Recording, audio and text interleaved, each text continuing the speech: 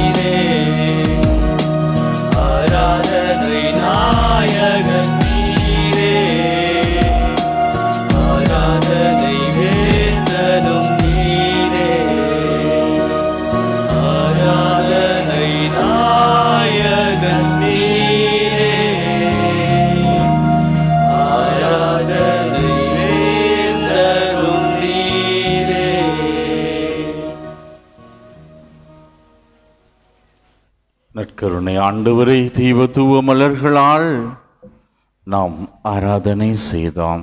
அமர்ந்து கொள்ளுவோம்.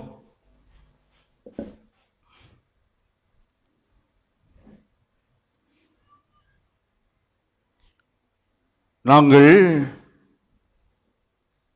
ஏன் இந்த நற்கருணை ஆண்டவருக்கு விழா எடுக்க வேண்டும்? திரு அவையிலே பல தருணங்களிலே ஒவ்வொரு ஆண்டும் நற்கருணை ஆண்டவருக்கு முன்னுரிமை கொடுத்து நற்கருணை ஆண்டவருக்கு நாங்கள் விழா எடுத்துக் கொண்டிருக்கின்றோம். காரணம், நற்கருணை இல்லை என்றால் திரு அவை இல்லை, திரு அவை இல்லை என்றால் நற்கருணை இல்லை.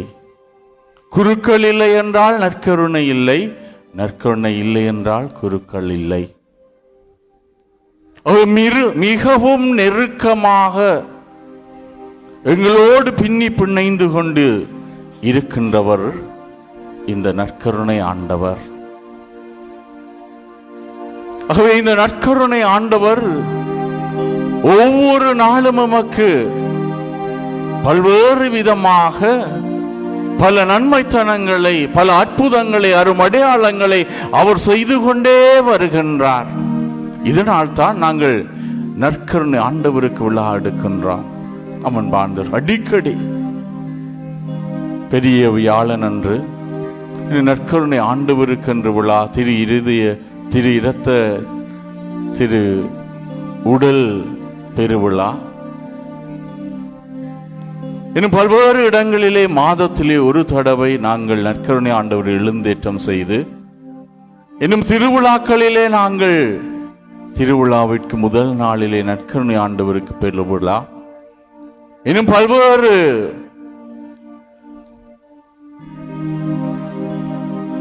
காங்கிரிகேஷன், ரிலிஜியஸ் காங்கிரிகேஷன் சொல்லப்படுகின்ற, அதாவது சிவமாளி தாசர் சபை என்றாலும் சரி, பல்வேறு சபைகளிலே அங்கே ஒவ்வொரு நாளும் நற்கருணை ஆண்டவர் எழுந்தேற்றம் செய்து அங்கே அவர்கள் நற்கருணை ஆண்டவரை போற்றி புகழ்ந்து வணக்கம் செலுத்தி வருகின்றார்கள். ஒவ்வொரு நாளும் நாங்கள் நற்கருணை ஆண்டவருக்கு ஏதோ ஒரு விதத்திலே வணக்கம் செலுத்தி அவரை நாங்கள் கொண்டாடி மகிழ்ந்து வருகின்றோம். ஏனென்றால் நற்கருணை ஆண்டவர் ஒவ்வொரு நாளும் அவர் புதுமைகளையும் அற்புதங்களையும் செய்து கொண்டே வருகின்றார். தந்தை பியோ சொல்லுவார், மனிதன் சந்திரனும் சூரியனும் இல்லாமல் வாழக்கூடுமானால் திருப்பலி இல்லாமல் வாழ முடியாது. ஆகவே நற்கருணை ஆண்டவர் இன்றி எம்மால் வாழ முடியாது. ஆகவே நற்கருணை ஆண்டவருடைய பிரசன்னம் அவ்வளவுக்கு அவ்வளவு மேன்மையானதாக இருக்கின்றது. ஒவ்வொரு நாளும் திருத்தந்தை இரண்டாம் அருள் சின்னப்பர் சொல்லுவார், திருப்பலியிலே நாம் இந்த உலகத்திலே எல்லா விதமான நன்மைகளை மட்டுமல்ல, ஆண்டவர் கொடுக்கக்கூடிய அந்த அளப்பெரிய பரிசை நாம் காணக்கூடியதாக இருப்பது இந்த நற்கருணையிலே தான். உலகத்திலே கிடைக்கின்ற எல்லா விதமான பரிசுகளை விட நாங்கள் இந்த நற்கருணையை பெறுகின்ற பொழுதுதான் மிகப்பெரிய பரிசை பெறுகின்றோம். அமன் வாழ்ந்தவர்களே, அறிஞர் கோல்பர்ட் கூறுகின்றார், வானதூதர்களுக்கு பொறாமை ஏற்படாது. அவ்வாறு அவர்களுக்கு பொறாமை ஏற்படும் என்றால் அது எதனால் ஏற்படுகின்றது என்றால் இந்த நற்கருணையினால் தான். ஏனென்றால் நற்கருணை ஆண்டவர் இந்த உலகத்திலே இருந்து ஒவ்வொரு நாளும் ஏதோ ஒரு விதத்திலே எங்களை ஆசீர்வதித்துக் கொண்டே இருக்கின்றார். ஆகவே அதனால் தான் நாங்கள் நற்கருணை ஆண்டவருக்கு விழா எடுக்கின்றோம். ஆகவே இந்த வேளையிலே நற்கருணை ஆண்டவரை புகழ்ந்து அவரை ஆராதனை செய்து இந்த வேளையிலே எங்களுடைய உள்ளத்தினாலும் எங்களுடைய இதயத்தினாலும் எங்களுடைய மனங்களினாலும் புகழ்ந்து பாடுவோம். யோவான் 3ஆம் அதிகாரம் 16ஆம் வசனம் சொல்கின்றது, தம் மகன் மீது நம்பிக்கை கொள்ளும் எவரும் அழியாமல் நிலை வாழ்வு பெறும் பொருட்டு அந்த மகனை அழிக்கும் அளவிற்கு கடவுள் இந்த உலகின் மேல் அன்பு கூர்ந்தார் என்றால் அவ்வளவிற்கு அவ்வளவு கடவுளுடைய அன்பு அளவிட முடியாததாக இருக்கின்றது. தன்னுடைய ஒரே மகனை அளித்துள்ளார். நம்முடைய மீட்பிற்காக, நம்முடைய வாழ்விற்காக, நம்முடைய புனிதத்துவத்திற்காக. அமன்பார்ந்தவர்களே, ஆகவே நாங்கள் மீட்படைய கடவுள் ஆழமான அன்பு கூர்ந்தார். அந்த அன்பு நம்மத்திலே வெளிப்பட்டிருக்கின்றது. ஆகவே ஆண்டவருடைய பிரசன்னம் இன்றி நாம் வாழ முடியாது. அவருடைய பிரசன்னம் எமக்கு அதீதம், கட்டாயம் எங்களோடு இருக்க வேண்டும். ஆகவே யாத்திரை ஆகமத்திலே 23ஆம் அதிகாரம் 25ஆம் வசனம் சொல்லுகின்றது, நீ உன் கடவுளாய் ஆண்டவரை ஆராதிக்க வேண்டும். அவர் உன் உணவு தண்ணீர் ஆகியவற்றின் மேல் உனக்கு ஆசி வழங்குகின்றார். அவர் உன் நடுவில் நின்று உன்னுடைய நோய் நொடிகள் துன்பத்தை அகற்றி விடுகின்றார். அவர் எங்களோடு மட்டும் இருக்கின்ற கடவுள் அல்ல, எங்களுக்கு அற்புதங்களை புரிகின்ற கடவுள் அல்ல, எல்லாவற்றையும் கொடுத்து எங்களை வழிநடத்தி துன்பங்கள், கஷ்டங்கள், வியாதிகள் மத்தியிலும் எங்களோடு பயணிக்கின்ற ஒரே கடவுளாக இருக்கின்றார்.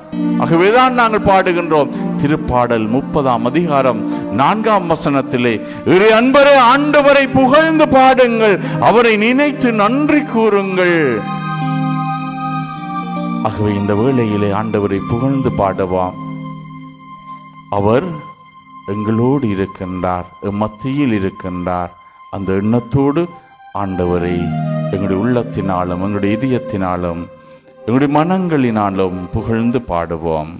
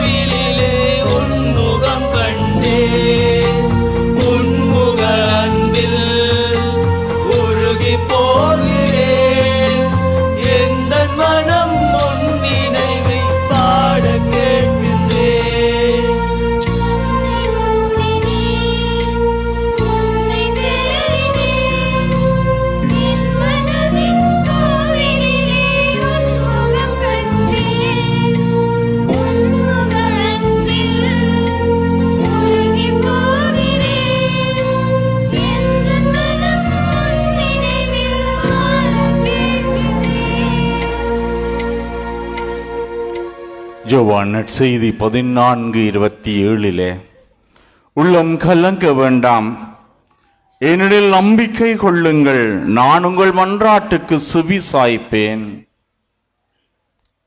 கண்களை மூடி ஆண்டவரோடு நாங்கள் பேசினோம், புகழ்ந்து பாடினோம்.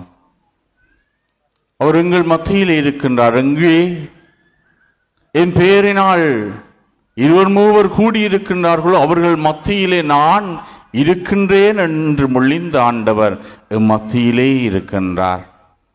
ஆகவே நாங்கள் ஏழைகளாக, அவரிலே இரக்கம் கொண்டவர்களாக, அவரை தேடி வந்த மக்களாக நாங்கள் அவரிடத்தில் நாங்கள் இறைஞ்சி சுபித்துக் கொண்டிருக்கின்றோம்.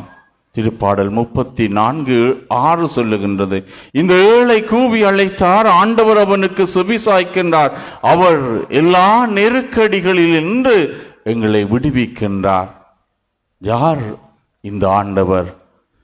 குருடர்களுக்கு பார்வை அளித்தவர், செவிடருக்கு கேட்க செய்தவர், முடவரை நடக்க செய்தவர், தொழுநோயாளரை குணப்படுத்தியவர், நோய்களை விரட்டியவர், கொள்ளை நோய்களை அகற்றியவர், விரக்தியுற்றோருக்கு வழிகாட்டியவர், அவர் எல்லோருக்கும் எல்லாமாக இருக்கின்ற அந்த ஆண்டவர். ஆகவே அந்த ஆண்டவரை தான் நாங்கள் வழிபடுகின்றோம், அந்த ஆண்டவரிலே தான் நாங்கள் நம்பிக்கை கொண்டிருக்கின்றோம். ஆகவே அஞ்சாத நெஞ்சத்தோடு இந்த இடத்திலே நாங்கள் வந்திருக்கின்றோம். அவர் சொல்லுவது எசாயா புத்தகம் 41:10, அஞ்சாதே, நான் உன்னுடன் இருக்கின்றேன், கலங்காதே, நான் உன் கடவுள், நான் உனக்கு வலிமை அளிப்பேன், நான் உனக்கு உதவி செய்வேன், என் நீதியின் வலக்கரத்தினால் நான் உன்னை தாங்குவேன் என்று கூறிய ஆண்டவர் எங்களிடத்தில் ஏதோ ஒன்றை எதிர்பார்க்கின்றார். மகனே, மகளே, நான் உன்னை எவ்வளவு அன்பு செய்கின்றேனே, ஆனால் நீ என்னிடத்திலே இருந்து பிரிந்து வாழ்ந்து கொண்டிருக்கின்றாய். அதுதான் எனக்கு கவலை அளிக்கின்றது. மத்தேயு நற்செய்தி 6:14-15 மற்ற மனிதர்கள் செய்யும் குற்றங்களை நீங்கள் மன்னிப்பீர்களானால் உங்கள் விண்ணக தந்தையும் உங்களை மன்னிக்கின்றார். ஆகவே நாங்கள் மன்னிப்பு பெறுவதற்கு தயாராக இருக்கின்றோமா? எங்களுடைய பாவங்களை, எங்களுடைய அடிமைத்தனங்களை, எங்களுடைய குற்ற உணர்வுகளை நாங்கள் ஏற்றுக்கொள்வதற்கு தயாராக இருக்கின்றோமா? ஆண்டவரிடத்திலே மன்னிப்பு பெறுவதற்கு நாங்கள் தயாராக இருக்கின்றோமா? மன்னிக்கின்ற கடவுளாக இருக்கிறார், ஏற்றுக்கொள்ளுகின்ற கடவுளாக இருக்கிறார். அவரை விட்டு நாங்கள் பிரிந்து தூர விலகி வாழ்ந்து கொண்டிருக்கின்றோம். மத்தேயு 5:23-24 நீங்கள் உங்கள் காணிக்கையை பலிபீடத்திற்கு செலுத்த வரும் பொழுது உங்கள் சகோதர சகோதரிகளோடு ஏதாவது ஒரு மனத்தாங்கள் இருந்தால் அந்த காணிக்கையை அவ்விடத்திலே வைத்துவிட்டு முதலிலே சென்று அவர்களோடு அங்கே சமரசம் செய்து கொள்ளுங்கள். உறவினை ஏற்படுத்தி விட்டு வாருங்கள், உறவினை ஏற்படுத்துங்கள். அப்பொழுது எல்லோரும் மகிழ்ச்சி அடைவார்கள், விண்ணக தந்தையும் மகிழ்ச்சி அடைவார், உங்களுடைய உறவினர்களும் மகிழ்ச்சி அடைகின்றார்கள் அவன் வாழ்ந்தவர்களை. ஆகவே இந்த வேளையிலே ஆண்டவரிடத்திலே மன்னிப்பு கேட்போம். பல தடவைகளிலே எங்களுடைய எண்ணங்கள் சிந்தனைகள் எதுவாக இருக்கின்றது. மத்தேயு நற்செய்தி 7ஆம் அதிகாரம் 5ஆம் வசனத்தில் சொல்லப்படுகின்ற, இதோ உங்கள் கண்ணில் இருக்கும் மரக்கட்டையை நீ பார்க்காத அயலவன் அருகில் யார் யாரெல்லாம் இருக்கின்றார்களோ அவர்களுடைய கண்களில் இருக்கின்ற சிறு துரும்பை எடுப்பதற்கு முயற்சிப்பதேன்? முதலிலே உங்களுடைய கண்ணிலே இருக்கின்ற பெரிய மரக்கட்டை அகற்றுங்கள், உங்களுடைய பாவங்களை அகற்றுங்கள், நீங்கள் அந்த பாவ அடிமைத்தனத்திலே இருந்து விடுபடுங்கள். அந்த வேளையிலே எல்லாம் நன்றாக தெரியும். ஆகவே நாங்கள் ஆண்டோடு சன்னிதானத்தில் இளைப்பாறுவதற்கு, அவரோடு இருப்பதற்கு நாங்கள் எங்களை தயார்படுத்துகின்றோம். ஆகவே இந்த வேளையிலே ஆண்டவர்கிட்ட மன்னிப்பு கேட்போம். ஆண்டவரே, என்னுடைய பாவங்களை மன்னியும். எத்தனையோ பாவங்களை நான் ஒவ்வொரு நாளும் செய்து வருகின்றேன். சில வேளைகளை ஒப்புரவு அருட்சாதனத்துக்கு செல்லுகின்ற பொழுது என்னால் என்னுடைய பாவங்களை கூட அறிக்கையிட முடிவதில்லை, துணிவு வருவதில்லை. அவ்வளவிற்கு அவ்வளவு நான் என்ற மமதையும் அகங்காரமும் செருக்கும் அங்கே தலைவிரித்து ஆடிக்கொண்டிருக்கின்றது. நான் ஆண்டவரிடத்தை தாழ்ந்து பணிந்து அவருடைய அந்த முன்னிலையிலே நான் மண்டியிட்டு சொல்லுவதற்கு எனக்கு வெட்கமாக இருக்கின்றது, கூச்சமாக இருக்கின்றது, பயமாக இருக்கின்றது.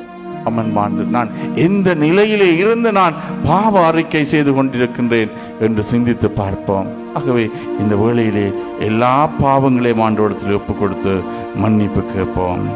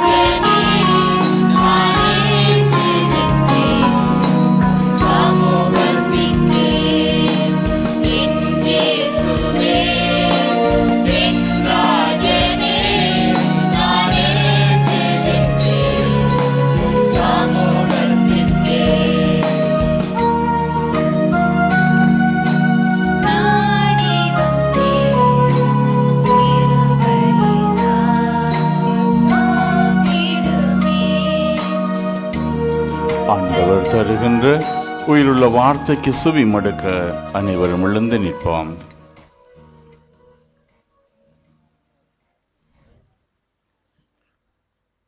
ஆண்டவர் உங்களோடு இருப்பாராக.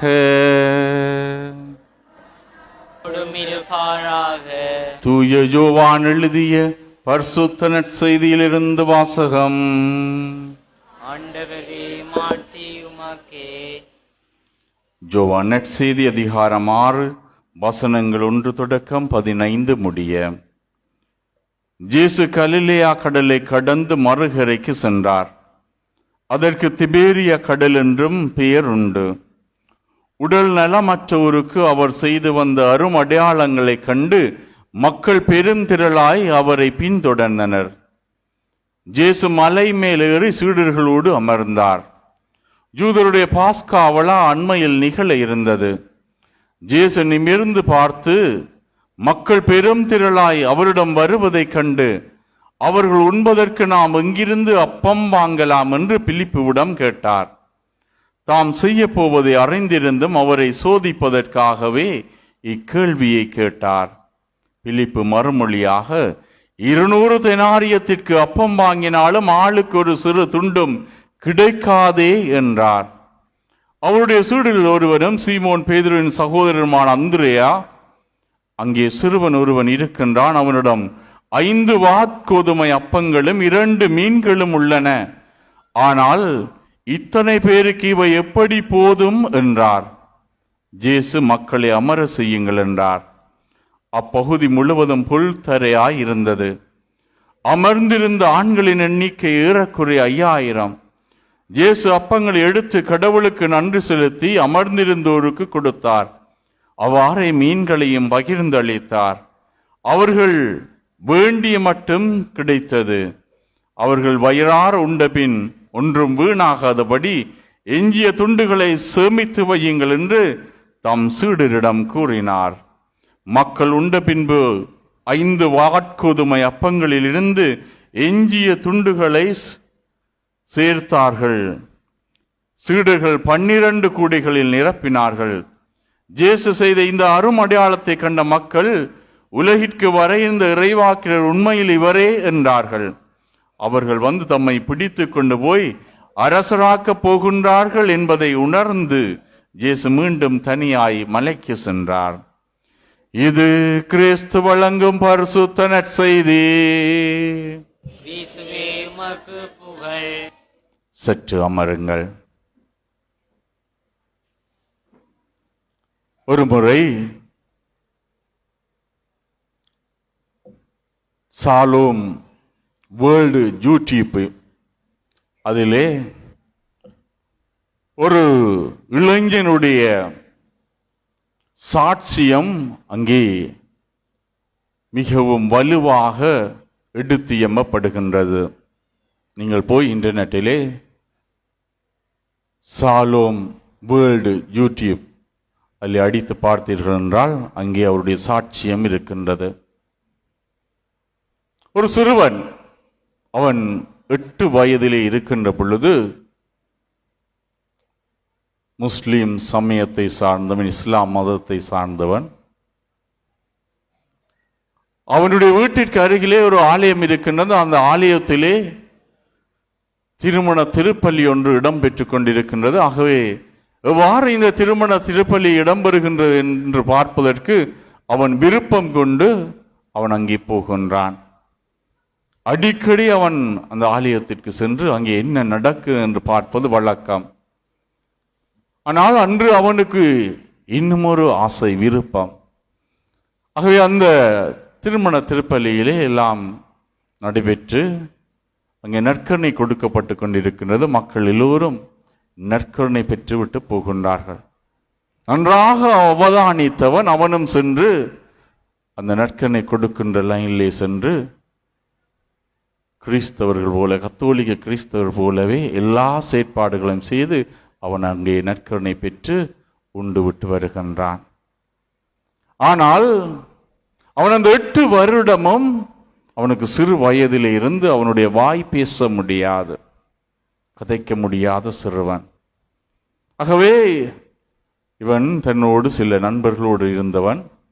அந்த நற்கருணையை பெற்றுவிட்டு அவன் திரும்பி வந்து மற்ற மக்கள் போல முழந்தால் படியிட்டு ஏதோ சுபித்து விட்டு எழுகின்ற பொழுது நண்பர்கள் கூப்பிடுறான், டே டே டே வாடா வாடா, இங்க வா என்று கூப்பிட்டார்கள்.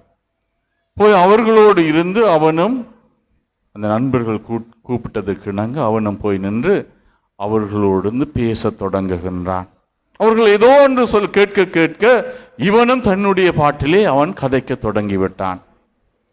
என்ன செய்த நீ, ஏன் போய் எடுத்த நீ என்றெல்லாம் கேட்க தொடங்க, எனக்கு விருப்பம், எனக்கு ஆசை, நான் எடுக்க வேண்டும் என்று பல நாட்கள் ஆசையாக இருந்தேன்.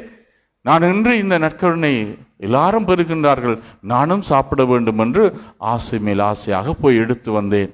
எல்லாவற்றையும் அவன் அப்படியே சாதாரண மனிதர்கள் போல கதைக்க தொடங்கிவிட்டான். ஆனால் அவனுக்கும் புரியவில்லை. இந்த நண்பர்கள் திகைத்து போனார்கள். இவ்வளவு காலமும் இந்த 8 ஆண்டுகளும் இவனால் பேச முடியவில்லையே, கதைக்க முடியவில்லையே, எப்படி இவன் பேசுகின்றான்? இந்த நேரம் தானே இவன் கதைக்க தொடங்குகின்றான், எல்லாவற்றையும் கேட்க சொல்லுகின்றானே, என்ன நடந்தது என்று அவர்கள் திகைத்து போனார்கள். அவன் வாழ்ந்தவர்களை. ஆகவே அந்த வேளையிலே தான் அவன் சொல்கிறான், நான் ஒவ்வொரு நாளும் வந்து அடிக்கடி பார்ப்பேன், இவர்கள் என்ன செய்கின்றார்கள், இவர்கள் செபிக்கின்றார்கள். நான் சில பேரை கேட்பேன், எப்படி செபிக்கின்றீர்கள் என்று எல்லாம் கேட்டு அவன் செபிக்க தொடங்கினான். அந்த நற்கருணை பெற்றுவிட்டு அவன் செபித்தான். எவ்வாறு செபித்தான்? என்னுடைய வாய் திறப்பட வேண்டும் ஆண்டவரே, என்னுடைய வாய் திறப்பட வேண்டும் ஆண்டவரே என்று அவன் செபித்தான். நாம் நற்கருணை எடுத்துவிட்டு. ஆகவே ஏதோ இவனுக்கு நம்பிக்கை இருந்திருக்கின்றது. நான் இங்கே போக வேண்டும், இந்த நற்கருணை பெற வேண்டும், இந்த நற்கருணையிலிருந்து என்னுடைய வாய் திறப்பட முடியும் என்பது அவனுடைய நம்பிக்கையாக இருந்திருக்கின்றது. அவன் வாழ்ந்தவர்கள் இப்படியாக இந்த நற்கருணை பெற்றதிலே இருந்து அவனுக்குள்ளேயும் அவனுடைய குடும்பத்துக்குள்ளேயும் ஒவ்வொரு நாளும் ஏதோ ஒரு மாற்றம் ஏற்பட்டு கொண்டிருக்கின்றது. இன்னும் ஒரு தடவை அவன் இன்ஜினியர், அதாவது இன்ஜினியரிங் படிப்பதற்காக தன்னுடைய அங்கிள் வீட்டிற்கு போகின்றான். அங்கிள் அவர் திருமணமானவர் கத்தோலிக்க சமயத்திலே. ஆகவே அவரோடு இருந்து அவன் அங்கே இருந்து பள்ளிக்கூடம் படிக்க போகின்றான். இன்ஜினியரிங் காலேஜுக்கு படிக்க போகின்றான். இப்படியாக அவன் படிக்கின்ற பொழுது ஒவ்வொரு நாளும் அவன் தன்னுடைய கடமைகளில் ஈடுபட்டுக்கின்ற பொழுது ஒரு நாள் அந்த அங்களுடைய அறைக்கு சென்று அங்கிள் என்ன செய்கின்றார் என்று அவன் பார்க்கின்றான். அவன் செபித்து விட்டு அவர் ஒரு புத்தகத்தை வைத்தார். அந்த புத்தகத்தை எடுத்து இவன் திறந்து பார்க்கின்றான். திறந்து பார்க்கின்ற பொழுது அவனுக்கு கிடைத்தது பரிசுத்த ஆவியினருடைய செபம். அது மிகப்பெரிய செபம். ஆகவே அவன் அதை வாசிக்க தொடங்குகின்றான். அதை வாசித்து இதை ஒவ்வொரு நாளும் நான் வாசிக்க வேண்டும் என்று அவனுடைய சிந்தனை. அன்று அவன் வாசிக்க தொடங்கின பரிசுத்த ஆவியினுடைய செபத்தை சொல்லுகின்ற பொழுது அவனுக்கு ஏதோ ஒன்று மின்னல் ஓட்டம் அவனுடைய உடலிலே அங்கே ஏற்படுவதை அவன் உணர்கின்றான். இனிமாக எண்ணெயினால் அவன் அபிஷேகம் செய்யப்படுவது போல அவன் உணர்கின்றான். இப்படியாக அவனுக்குள்ளே ஏதோ ஒரு உணர்வு, புத்துணர்வு ஏற்பட்டு கொண்டே இருக்கின்றது. இப்படியாக அவன் இந்த செபத்தை ஒவ்வொரு நாளும் நான் சொல்ல வேண்டும் என்று அவன் அந்த பெரிய பரிசுத்த ஆவியினுடைய செபத்தை பாடமாக்கி விட்டான். இனிமாக இவன் படித்துக் கொண்டிருக்கின்றான். இன்ஜினியரிங் எக்ஸாம் நடக்க இருக்கின்றது. பிசிக்ஸ் மிகவும் கஷ்டமான பாடம் அவனுக்கு. அவனால் செய்ய முடியாது. மிகவும் அவனுக்கு சாதாரண பரீட்சைகள் எல்லாம் குறைவான மார்க்ஸ் தான் எடுப்பான். ஆனால் அது அவனுடைய ஃபைனல் எக்ஸாம். அந்த வேளையிலே யோசித்துக் கொண்டு போகின்றான். என்ன செய்வது, நான் படித்தும் எனக்கு ஏறவில்லையே, நான் எவ்வாறு இந்த பரீட்சை எழுத போகின்றேன் என்று சிந்தித்துக் கொண்டு போய் அங்கே ஒவ்வொரு கேள்விகளையும் வாசிக்கின்றான். ஆனால் அவன் ஆயத்தப்படுத்தி கொண்டு போன கேள்விகள் அவனுக்கு கிடைக்கவில்லை. அன்று எல்லாம் வித்தியாசமான கேள்விகளாக இருக்கின்றது.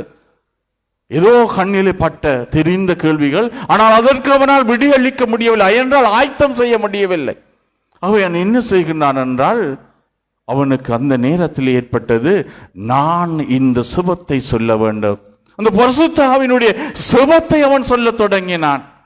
அப்படியே தொடர்ந்து அந்த சுபத்தை சொல்லி முடித்து விட்டு அவன் அந்த பரீட்சையிலே அந்த கேள்வி வினாக்களை வாசித்து எழுத தொடங்குகின்றான். ஆனால் வரவில்லை. ஆனால் பின்னாலே இருந்து யாரோ ஒருவர் இந்த கேள்விகளுக்கு விடைகளை பதில்களை அப்படியே தொடர்ந்து சொல்லிக் கொண்டிருப்பதை அவன் அனுபவித்து அப்படியே தொடர்ச்சியாக ஏதோ எழுதி கொண்டிருந்தான். ஆனால் பின்னாலே இருந்து விடைகள் அங்கே அவனுக்கு சொல்லப்பட்டு கொண்டிருக்கு.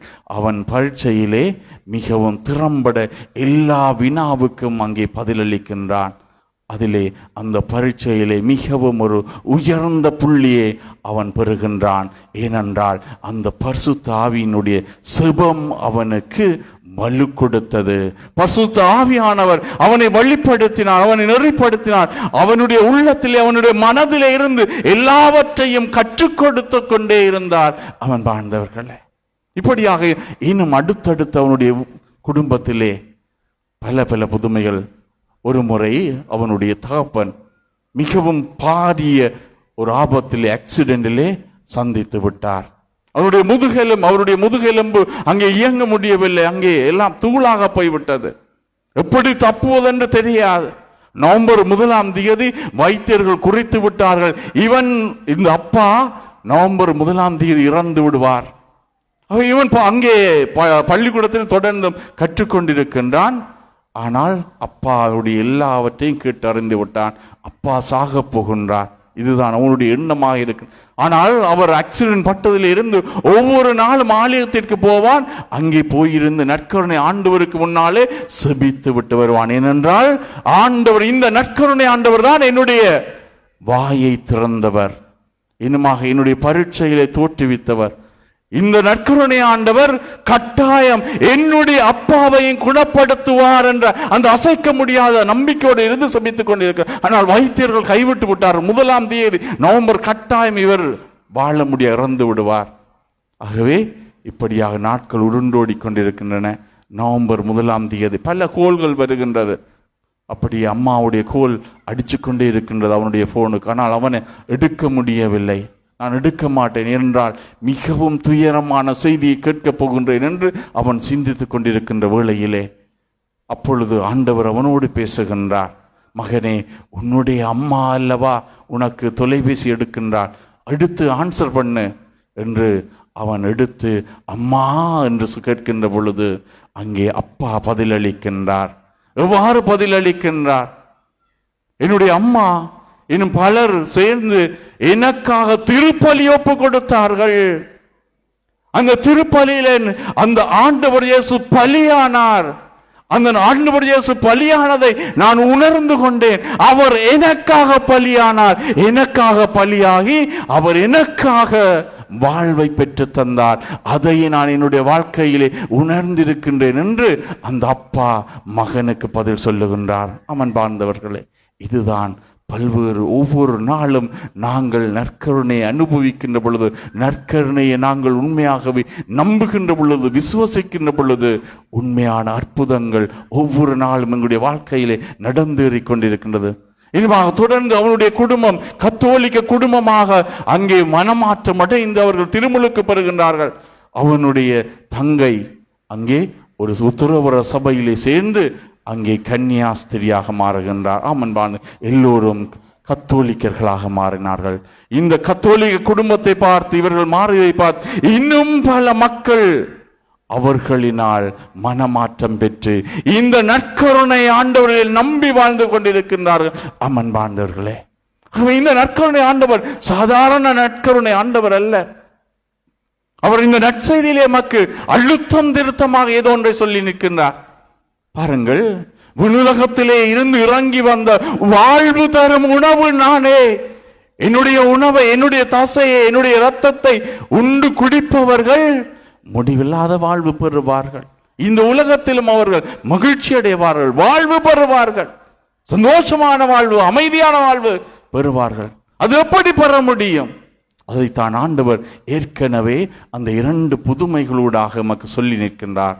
பாருங்கள், அங்கே முதலிலே அப்பத்தை அவர் பகிர்ந்து கொடுக்கின்றார். 5000 பேருக்கு மேற்பட்ட மக்களுக்கு அப்பம் பகிரப்படுகின்றது. எப்படியாக முடியும்? ஒரு மனிதனால் முடியாத காரியம். இந்த அப்பத்திலே அதிகாரம் தனக்கு உண்டு என்பதை அவர் வெளிப்படுத்துகின்றார். தன்னால் இந்த அப்பத்தையும் எல்லோருக்கும் பகிர்ந்து கொடுக்க முடியும், இந்த அப்பத்தின் மீது எனக்கு அதிகாரம் உண்டு என்று அவர் ஆணைத்தரமாக நமக்கு சொல்லி நிற்கின்றார். இரண்டாவதாக புதுமையாக இந்த அப்பத்தை பகிர்ந்த பின்னர் அவர் கடல் மீது நடக்கின்றார். எந்த மனிதனாலும் இந்த உலகத்தில் செய்ய முடியாது, இற்ற வரைக்கும் செய்தது யாரும் இல்லை, நான் அறிந்ததே இல்லை. அவன் ஆண்டவர் இயேசு ஒருவர் தான் இந்த தண்ணீரின் மேலே கடல் மீது நடந்தார். ஆகவே அற்புதமான புதுமையை செய்து நமக்கு ஏதோ ஒன்றை சொல்ல வருகின்றார். என்னுடைய உடலின் மீது எனக்கு அதிகாரம் உண்டு, என்னுடைய உடலை இந்த அப்பமாக மாற்ற முடியும், இந்த தசையை இந்த இரத்தத்தை உங்களுக்கு அப்பமாகவும் பானமாகவும் உங்களுக்கு தர முடியும். ஆகவே இதிலே நான் உயிருள்ள விதத்திலே பிரசன்னமாக இருக்கின்றேன் என்பதைத்தான் அவர் இந்த இரண்டு புதுமைகளூடாக இந்த யோவான் நற்செய்தியிலே 6ஆம் அதிகாரத்திலே மிகவும் அழுத்தம் திருத்தமாக சொல்லுகிறார். அங்கே பல சீடர்கள் இருக்கின்றார்கள். இவர் ஆண்டவர் இயேசு இவ்வாறு சொல்லுகின்ற பொழுது அவர்களை ஏற்றுக்கொள்ள முடியவில்லை, நம்ப முடியவில்லை, உணர்ந்து கொள்ள முடியவில்லை, புரிந்து கொள்ள முடியவில்லை. இவர் எப்படி தன்னுடைய உடலை நர மாமிசத்தை எங்களுக்கு உணவாக தர முடியும் என்றெல்லாம் விட்டு நம்பிக்கையற்றவர்களாக போகின்றார்கள். ஆனால் அவர் அந்த வேளையிலும் சொல்லுகின்றார், நீங்கள் ஒரு நாள் புரிந்து கொள்வீர்கள். ஆகவே எப்படியாக அவர் தன்னுடைய பாடுகள் மரணத்தின் ஊடாக அவர் நமக்காக மடிந்து நமக்கு மீட்பை பெற்றுக் கொடுத்திருக்கின்றார். இது இறை வார்த்தையூடாக நமக்கு சொல்லி நிற்பது எதுவென்றால், நான் உங்களோடு எந்நாளும் உயிரோடு இருக்கின்றேன். அன்பார்ந்தவர்களே, ஆகவே இன்றைய நாளிலே எங்கள் மத்தியிலே உயிரோடு இருக்கின்ற இந்த நற்கருணை ஆண்டவரை எங்களுடைய உள்ளத்தினாலே தொடர்ந்தும் நாங்கள் புகழ்ந்து பாடுவோம். எங்களுடைய இதயங்களினாலே நாங்கள் புகழ்ந்து பாடுவோம். அவரிடத்திலே எங்களை முழுமையாக ஒப்புக் கொடுப்போம். யார் இந்த நற்கருணை ஆண்டவர்? அவர் யார்? நமக்கு யாராக இருக்கின்றார்? உண்மையாகவே எங்களுடைய வாழ்க்கையிலே அவர் உன்னதமானவராக இருக்கின்றார். ஆகவே இந்த நற்கருணை ஆண்டவரிடத்திலே முழந்தால் படியிட்டவர்களாக எங்களை முழுமையாக ஒப்புக் கொடுப்போம். என் கூடவே இரும் ஓ இயேசுவே, நீ இல்லாமல் என் வாழ்வு வாழ முடியாது என்ற இந்த பின்வரும் பாடலூடாக இந்த நற்கருணை ஆண்டவரிடத்தில் எங்களை முழுமையாக ஒப்பு கொடுத்து செபிப்போம். கண்ணீரோடும் கவலைகளோடும் கஷ்டங்களோடும் துன்பங்களோடும் வியாதிகளோடும் நாங்கள் வந்திருப்போம். அவர் எங்களை மன்னித்து ஏற்கின்ற, அன்பு செய்கின்ற, அரவணைக்கின்ற உயிருள்ள ஆண்டவராக இருக்கின்றார். ஆகவே அவரிடத்திலே எங்களை முழுமையாக ஒப்பு கொடுத்து செபிப்போம். என் கூடவே இரும் ஓ இயேசுவே, நீ இல்லாமல் நான் வாழ முடியாது. என் பக்கத்திலே இரும் ஓ இயேசுவே, நீ இல்லாமல் நான் வாழ முடியாது.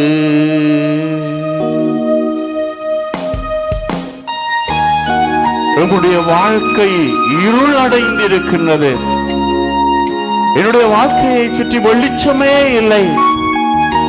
ஆண்டவரே, நீ இல்லாமல் நான் வாழ முடியாது. ஆண்டவரே, உம்மை தேடி ஓடி வந்திருக்கின்றேன், உம்மை நாடி வந்திருக்கின்றேன்.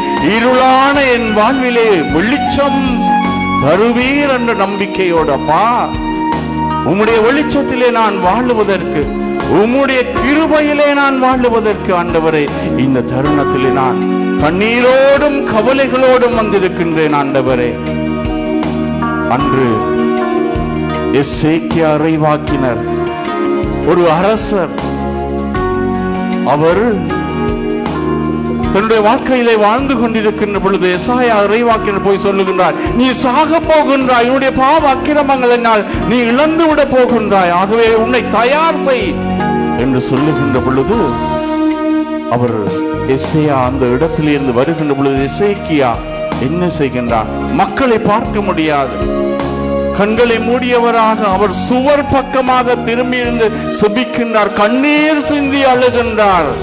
எவ்வாறு? கடவுளே,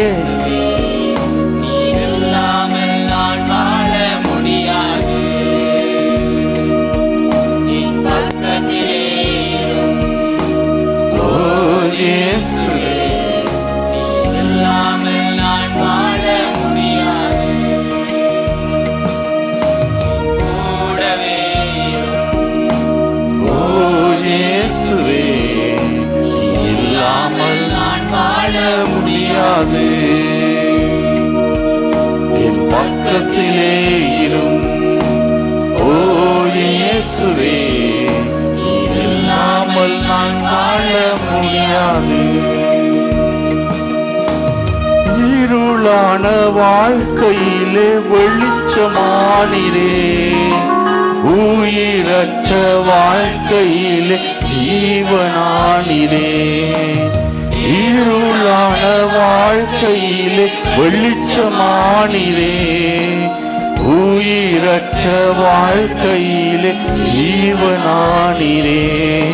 என் வெளிச்சமும் நீரே, என் ஜீவனும் நீரே, நீர் எல்லாமே நீங்கதானப்பா. என் வெளிச்சமும் நீரே, என் ஜீவனும் நீரே, எனக்கு எல்லாமே நீங்கதானப்பா. என் கூடவே இரும். ஓ இயேசுவே, நீ இல்லாமல் நான் வாழ முடியாது. உறவுகளிலே விரிசல், கணவன் மனைவிக்கிடையே விரிசல். ஆண்டவரே, நம்மை நீ ஆசீர்வதிக்க மாட்டீரா? பெற்றோர் பிள்ளைகளுடைய சண்டை சச்சரவுகள், இன்னும் ஒருவரை ஒருவர் ஏற்றுக்கொள்ள முடியாத நிலை, பல்வேறு அடிமைத்தனங்களுக்குள்ளே வாழுகின்றதனால் குடும்பத்துக்குள்ளே புரிந்துணர்வு இல்லை. எப்பொழுதும் கசப்பு உணர்வுகளும் பாகுபாடுகளும் ஏற்றத்தாழ்வுகளும் இன்னும் சாதிக்கின்ற எண்ணத்தோடு நாங்கள் சந்தேகத்தோடு வாழ்ந்து கொண்டிருக்கின்ற நிலைமை. ஆகவே ஆண்டவரிடத்தில் எங்களை முழுமையாக ஒப்பு கொடுப்போம். ஆண்டவரே, நீரே என்னுடைய அம்மாவாகவும் இருக்கின்றீர், என்னுடைய அப்பாவாகவும் இருக்கின்றீர். கண்ணீர் சிந்துகின்றோம் ஆண்டவரே, எங்களை ஆசீர்வதித்தருளும்.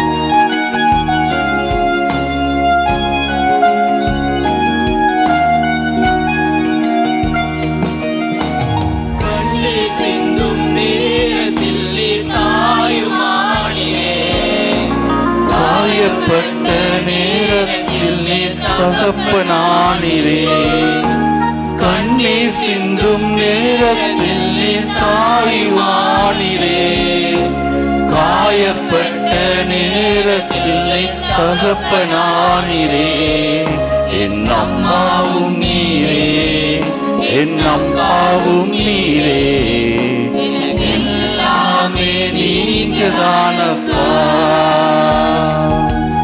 என் அம்மாவும் நீரே, என் அப்பாவும் நீரே, எனக்கு எல்லாமே நீங்கதானப்பா. என் கூடவே இரும். ஓ இயேசுவே, நீர் இல்லாமல் நான் வாழ முடியாது. என் பக்கத்திலே இரும். ஓ இயேசுவே, நீர் இல்லாமல் நான் வாழ முடியாது.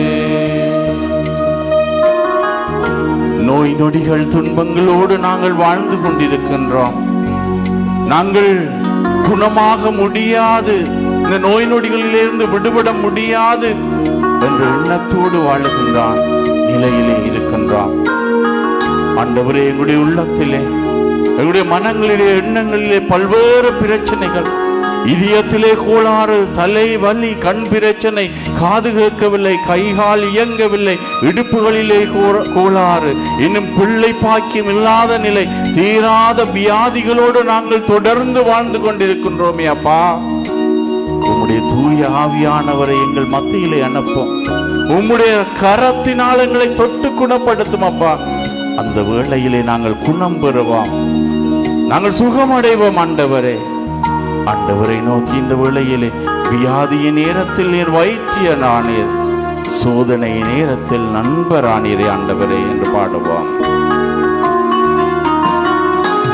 வியாதியின் நேரத்தில் வைத்தியரானீரே, சோதனை நேரத்தில் நண்பரானீரே. வியாதியின் நேரத்தில் வைத்தியரானீரே, சோதனை நேரத்தில் நண்பரானீரே. என் வைத்தியன் நீரே, என் நண்பரும் நீரே, எனக்கு எல்லாமே நீங்க தானப்பா. என் வைத்தியர் நீரே, என் நண்பரும் நீரே, எனக்கு எல்லாமே நீங்க தானப்பா. என் கூடவே இரும் ஓ இயேசுவே, நீர் இல்லாமல் நான் வாழ முடியாது. என் பக்கத்திலே இரும் ஓ இயேசுவே, நீர் இல்லாமல் நான் வாழ முடியாது. எங்களுடைய எண்ணங்களிலே, எங்களுடைய சிந்தனைகளில் இருக்கின்ற எல்லா வேண்டுதல்களையும் இந்த வேளையிலே நற்கருணை ஆண்டவரிடத்திலே ஒப்பு கொடுத்து செபிப்போம்.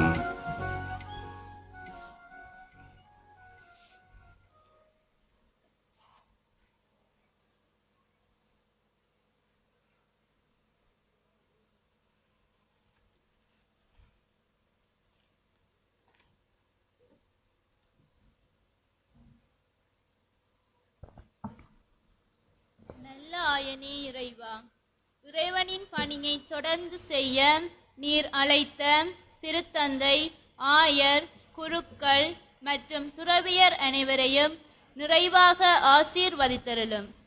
சவால்கள் நிறைந்த வாழ்வில் இறைவனின் பிரசன்னத்தில் ஆழ வேரூன்றி உமது பணியை ஆற்றிட தேவையான அருளை பொழிந்து வழிநடத்த வேண்டுமென்று இறைவா உம்மை மன்றாடுகின்றோம். ஆண்டவரே, எங்கள் மன்றாட்டை கேட்டருளும். நற்கருணை நாதரே இறைவா, உமது பிரசன்னத்திற்கு முன்பாக அமர்ந்திருக்கும் எம் பங்கு மக்களை கண்ணோக்கி பாரும். எமது மக்களின் துன்ப துயரங்களை போக்கி இறைவனின் விசுவாசத்தில் சூழப்படுத்தப்படவும் எமது இளையோர் நல்லதொரு எதிர்காலத்தை உருவாக்குகின்ற பிள்ளைகளாக வளர அருள் புரிய வேண்டுமென்று இறைவா உம்மை மன்றாடுகின்றோம். ஆண்டவரே, எங்கள் மன்றாட்டை கேட்டருளும். இரக்கத்தின் ஊற்றே இறைவா, எம் தொழில் துறைகளை நிறைவாக ஆசீர்வதித்தருளும். எம் மக்களின் வறுமையை போக்கி நிறைவான நலன்களால் நிறைத்து வழிநடத்த வேண்டுமென்று இறைவா உம்மை மன்றாடுகின்றோம். ஆண்டவரே, எங்கள் மன்றாட்டை கேட்டருளும். சமாதானத்தின் ஊற்றே இறைவா, எமது நாட்டை நிறைவாக ஆசீர்வதித்தருளும். எமது நாட்டு தலைவர்கள் மக்களின் நலனை கருத்திற்கொண்டு செயற்படவும் தூய ஆவியின் தூண்டுதலால் நாம் நல்ல தலைவர்களை தெரிந்தெடுக்க தேவையான அருளை தர வேண்டுமென்றும் இறைவா உம்மை மன்றாடுகின்றோம். ஆண்டவரே, எங்கள் மன்றாட்டை கேட்டருளும். நற்கருணை நாதரே, எம் பங்கில் வாழும் முதியவர்களையும் நோயாளர்களையும் நிறைவாக ஆசீர்வதித்தருளும். உமது காயப்பட்ட கரத்தினால் இவர்களை தொட்டு குணப்படுத்தியருள வேண்டுமென்று இறைவா உம்மை மன்றாடுகின்றோம். ஆண்டவரே, எங்கள் மன்றாட்டை கேட்டருளும். எங்களுடைய தனிப்பட்ட தேவைகளுக்காக மன்றாடுவோம். தொடர்ந்து வருகின்ற இந்த நற்கருணை வழிபாட்டிலே நற்கருணை ஆண்டவர் எங்கள் மத்தியிலே எடுத்தவரை இருக்கின்றார். பய பக்தியோடு தொடர்ந்து அவருடைய ஆட்பரிப்புகளிலும் பாடல்களிலும் பங்கு பெறுவோம்.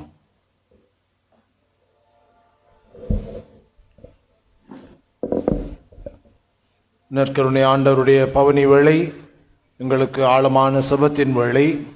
ஆகவே இந்த பவனியின் பொழுது பாடசாலை சீருடையோடு தயாராக இருக்கின்ற மாணவியர்கள் இணைந்து கொள்ளலாம். மற்றவர்கள் இருந்த இடங்களில் இருந்தவாறே பாடல்கள் சபங்களில் இணைந்து ஆண்டவருடைய இரக்கத்துக்காக ஆசிரியருக்காக வேண்டுவோம். இங்கே வந்திருக்கின்றவர்களுக்காகவும் வராதிருக்கக்கூடிய பெருமக்களுக்காகவும் இறையருளை வேண்டுவோம்.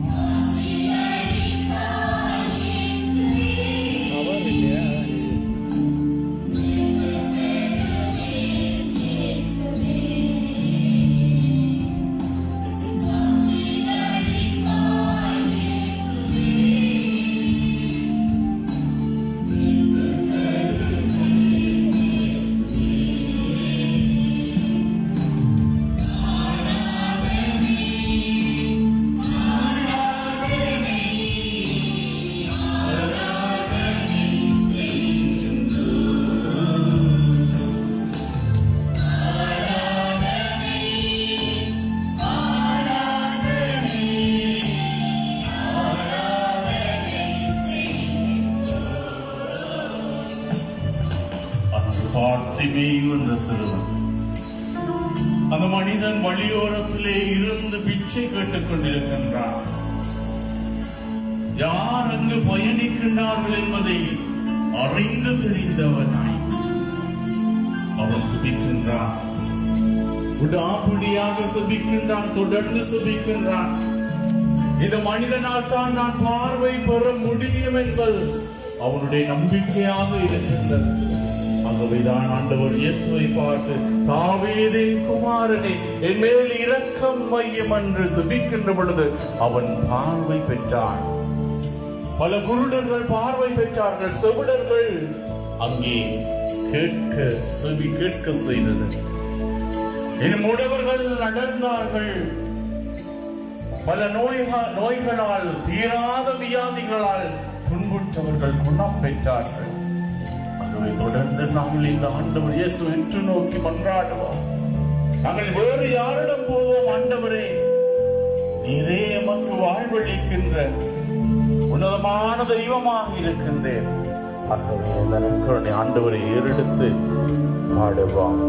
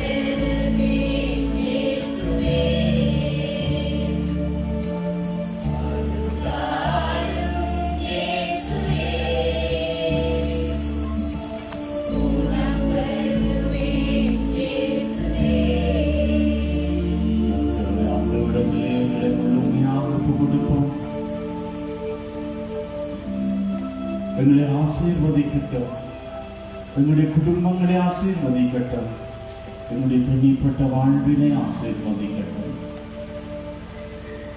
இயேசுவே, நற்கருணை நாதரே, நாங்கள் உம்மை போற்றுகின்றோம்.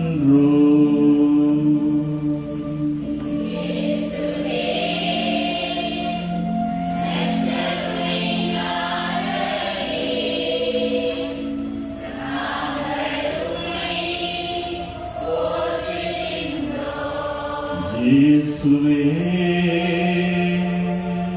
தாவீதின் குமாரனே, நாங்கள் உம்மை ஆராதிக்கின்றோம்.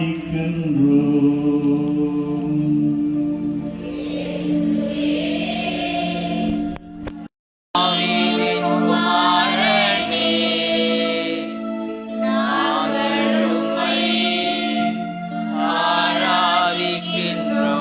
இயேசுவே,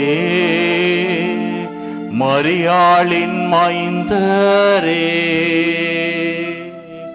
நாங்கள் உம்மை வணங்குகின்றோம். இயேசுவே, மரியாளின் மைந்தரே, நாங்கள் உம்மை வணங்குகின்றோம். ஆண்டவருடையரே என்ற பாடலிலே பங்கு பெறுவாம்.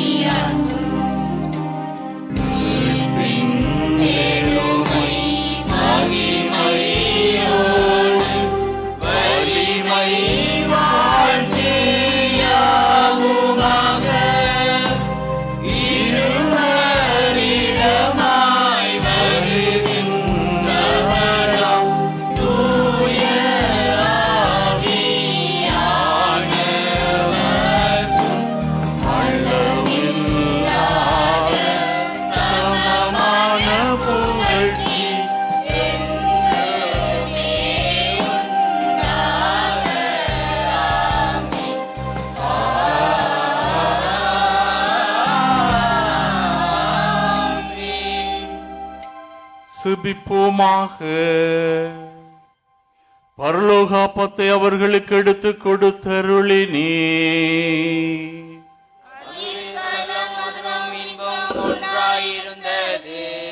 சுபிப்போமாக. இறைவா, இந்த வியப்புக்குரிய அடையாளத்திலே உம்முடைய பாடுகளின் நினைவை எங்களுக்கு விட்டுச் சென்றே. உம்முடைய திருவுடல் திரீரத்தமாகியவற்றின் தூய மறைபொருளை வணங்கும் நாங்கள் உமது மீட்பின் பயனை இடைவிடாமல் துய்த்துணர்ந்து மகிழ அருள்வீராக. தந்தையாகிய இறைவனோடும் தூயாவியாரின் ஒன்றிப்பில் இறைவனாய் என்றென்றும் வாழ்ந்து ஆட்சி செய்கின்ற உம்மை மன்றாடுகின்றோ.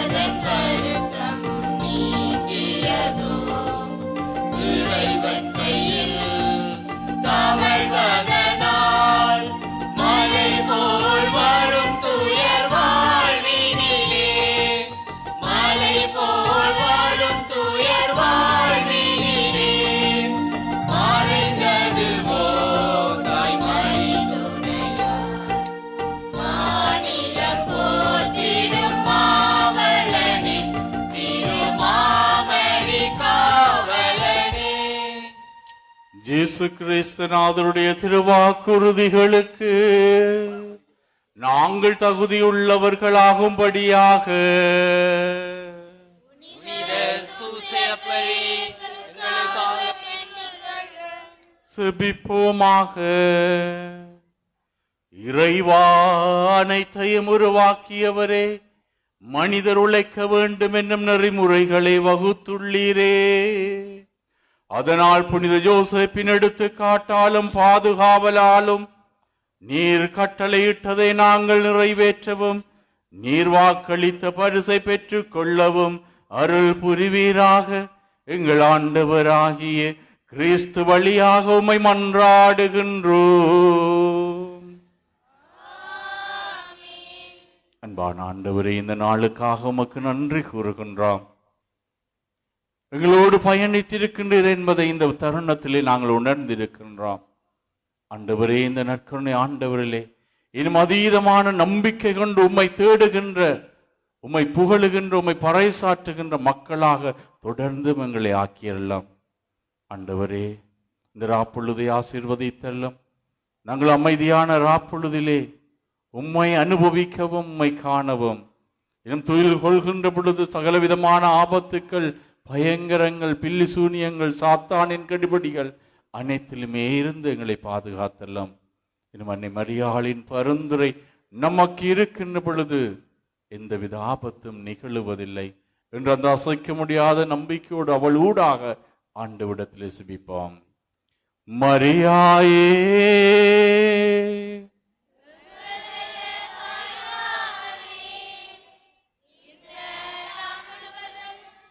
எங்களை சடிதி மரணத்திலும் சாவான பாவத்திலும் சகல பொல்லாப்புகளிலிருந்தும் காத்து கொள்ளும். மரியாயே, எங்கள் நல்ல தாயாரே, இந்த முழுவதும் எங்களை சடிதி மரணத்திலும் சாவான பாவத்திலும் சகல பொல்லாப்புகளிலிருந்தும் காத்து கொள்ளும்.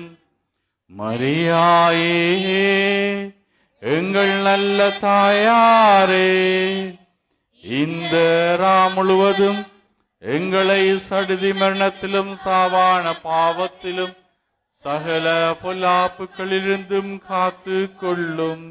திருச்சிலுவை அடையாளத்தினாலே எங்கள் பகைவரிடமிருந்து எங்களை மீட்டருளும். எங்கள் இறைவா, தந்தை, மகன், தூய ஆவியாரின் பெயராலே ஆண்டவரை போற்று.